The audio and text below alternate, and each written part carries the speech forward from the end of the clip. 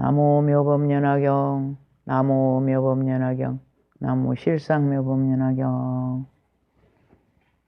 전생의 술집 며느리라는 제목으로 오늘 말씀드립니다.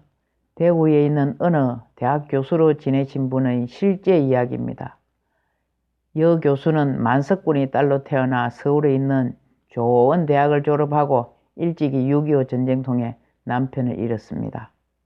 혼자게 된 여 교수는 하나뿐인 아들을 정성껏 키우던 어느 날 아들이 한강에서 친구들과 수영하다 그만 사고로 목숨을 잃고 말았습니다. 이 사건으로 여 교수는 그만 정신병자가 되었습니다. 몇 날 며칠을 울부짖으며 아들을 찾아다니다 집안 식구들에 의해 정신병원에 입원하게 되었습니다. 정신병원에서 아들을 목 놓아 부르다 온갖 자해를 해가며 폐인이 되었습니다. 병원에서 치료를 받고 조금씩 나아지기 시작하여 해인사에서 요양을 받게 되었습니다. 요양을 하던 중 정상이 좋아지기 시작해 사람이 오면 일어나서 인사할 줄도 알고 스님들과 대화를 시작하게 했습니다. 예전에 세계 일주를 했을 때 보고 들은 것이나 강의했던 이야기 등등 말을 아주 잘하고 잘 알을 정도로 호전이 되어 스님들이 인과에 대한 이야기를 많이 들려주었습니다. 어느 날 교수가 갑자기 무릎을 치면서 알 수 없는 말을 하기 시작합니다. 아, 스님, 저희 전생은 술집 며느리였습니다. 이 말을 듣고 있던 스님들은 또 정신이 이상해지는가 하고 걱정하며 동정을 살피는데 치마를 걷어 올리고 버선을 벗어 오른발 복숭아뼈 부근의 빨간 점을 가리키며 말합니다. 이 점이 전생에 술집 며느리였음을 말해주는 증거입니다. 라며 말을 이어갑니다. 여 교수가 만석군 부잣집에 태어날 때 그 집에 허름한 노인이 찾아와서 대문을 두드리며 묻는 것이었습니다. 오늘 저녁에 댁에서 여자아이가 낳는지 알아보고자 물어보려고 왔습니다. 이 말을 들은 안 부자는 이상한 생각이 들어서 노인을 사랑채로 불러들인 다음 내실로 사람을 보내 알아보니 금방 딸 아이를 낳았다는 것입니다. 이 허름한 노인은 다시 묻습니다. 한 가지만 더 여쭤보겠습니다. 아기의 오른쪽 복숭아 밑에 빨간 점이 있는지 확인 부탁드립니다. 그런데 과연 빨간 점이 있었습니다. 이 노인은 그 자리에서 대성통곡을 합니다.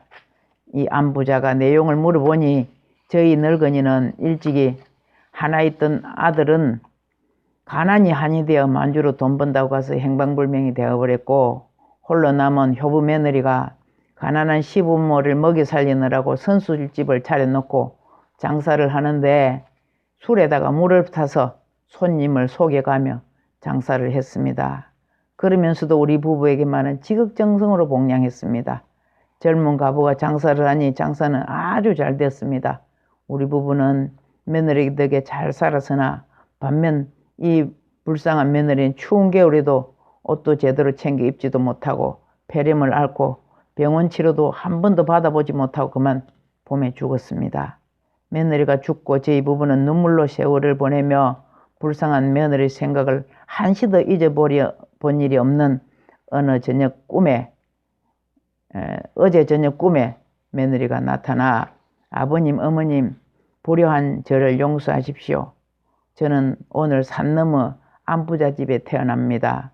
제가 아버님, 어머님을 도와드릴 것이니 너무 걱정하지 마십시오. 그러고는 일어나더니 복숭아 뼈를 가리키는데 보니까 빨간 점이 있었습니다. 잠을 깨어난 이 늙은이에게 안늙은이에게 이야기했더니 우리 집에 안늙은이도 똑같은 꿈을 꾸었다는 것입니다. 달도 받고 며느리 생각이 간절해서 발길이 저도 모르게 이 집까지 왔습니다. 이제 듣고 보니 틀림없는 저희 며느리 환생이 맞는 것입니다. 만석군 안부자는 노인의 표정이 너무 진지한 데다 구중궁궐 같은 만석군 집에 방금 낳은 아이의 오른발 복숭아 뼈 밑에 붉은 점이 있음을 알아맞힌 그 등을 미루어 볼 때 노인의 말을 그대로 믿지 않을 수가 없었습니다. 안부자는 당장 필요한 생필품과 논 열마지기를 주어 노인 부부의 생계를 도와주었습니다. 이러한 사연 때문에 안 교수는 어릴 때 별명이 술집 며느리가 되었고 할아버지가 야단을 쳐서 나중에는 그 별명을 부르지는 않았지만 술집 며느리라는 놀림 때문에 울기도 많이 울었다고 합니다. 이상의 이야기를 끝낸 교수는 말했습니다. 스님들께서 자꾸 전생일을 해주시니 그 기억이 되살아납니다. 예. 스님들께서 말씀합니다. 틀림없습니다. 보살님이 전생에 시부모님을 복양한 공덕으로 금생에 만석군 부잣집에 태어난 것이 아니겠습니까? 평생을 호강만 하였는데 결혼해서 남편을 잃고 이제는 하나뿐인 자식까지 잃었으니 이 모두가 술에 물을 타서 속여가며 장사를 해온 가보요. 전생의 인과응보인 것입니다. 시부모 복양을 지성으로 한 복은 복대로 받았지만 술 장사를 하면서 좋지 않은 업을 지었기 때문에 금생을 아들을 잃고 정신을 잃는 이런 업보를 받은 것임을 그녀는 스스로 깨달았던 것입니다. 예, 오늘 전생에 며느리 있다는 이야기는 여기까지 하고요. 코로나로 인하여 제가 유튜브를 하면서 영상을 통해 여러분들에게 자주 부처님 말씀을 전해드리게 되어서 감사하는 마음입니다. 긴 시간 구독해 주시고 좋아요까지 눌러주신 우리 불자님들께 감사한 마음입니다. 자, 오늘 이 말씀을 마치겠습니다. 나무 묘법연화경, 나무 묘법연화경, 나무 실상묘법연화경.